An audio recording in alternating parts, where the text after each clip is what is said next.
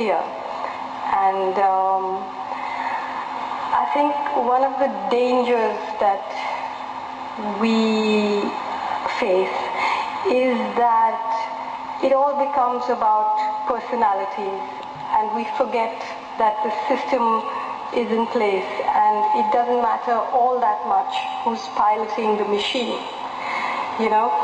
So as I was saying last night when I spoke at the ASA, that this whole fierce debate about the Democrats and the Republicans and whether Bush or Kerry is better, it's like, in fact, being asked to choose a detergent, you know, whether you choose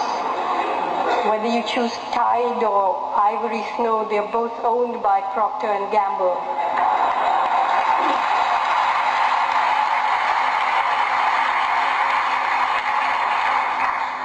And so, first of all, we have to understand, and I know that all of you do understand that, elections are just an apparent choice now.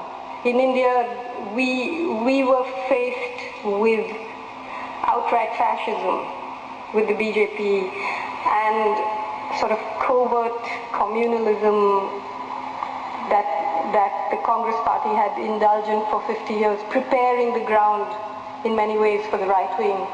It was a Congress party that actually opened India's markets to corporate globalization.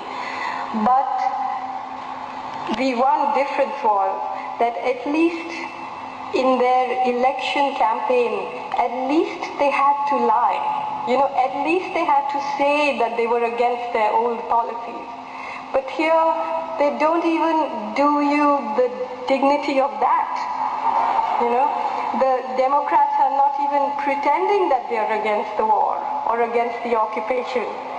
You know, and that, I think, is very important, because the anti-war movement in America has been so phenomenal, a service not just to Americans but to all of us in the world. And you can't allow them to hijack your beliefs and put your weight behind somebody who's openly saying that he believes in the occupation, that he would have attacked Iraq even if he had known there were no weapons of mass destruction, that he will actually get UN cover for the occupation, that he will try and get Indian and Pakistani soldiers to go and die in Iraq instead, nations of empire.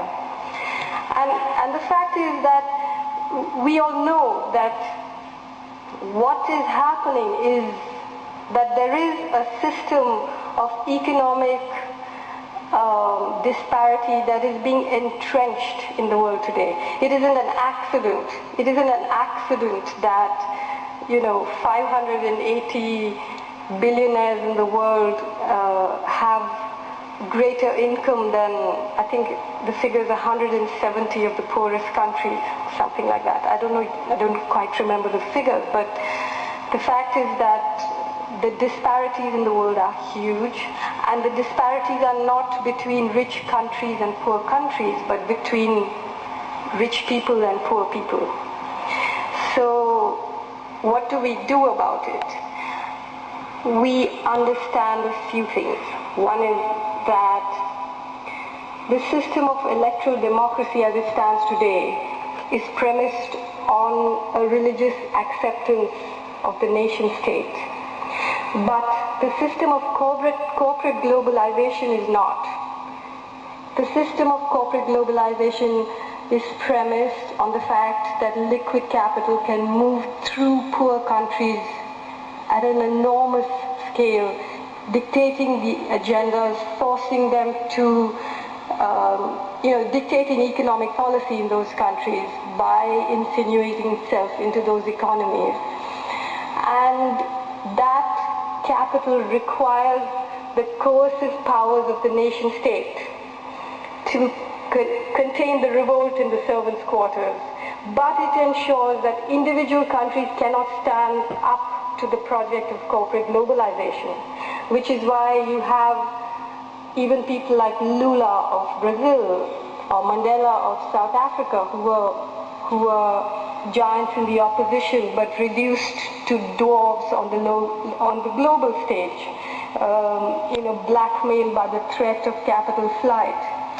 So theoretically, the only way to confront this is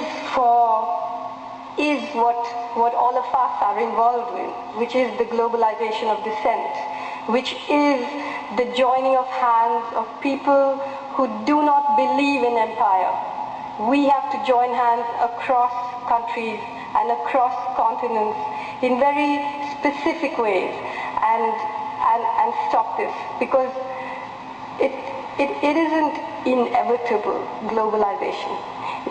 It is signed by specific contracts with specific signatures and specific governments and specific companies. And we have to bring that to its knees.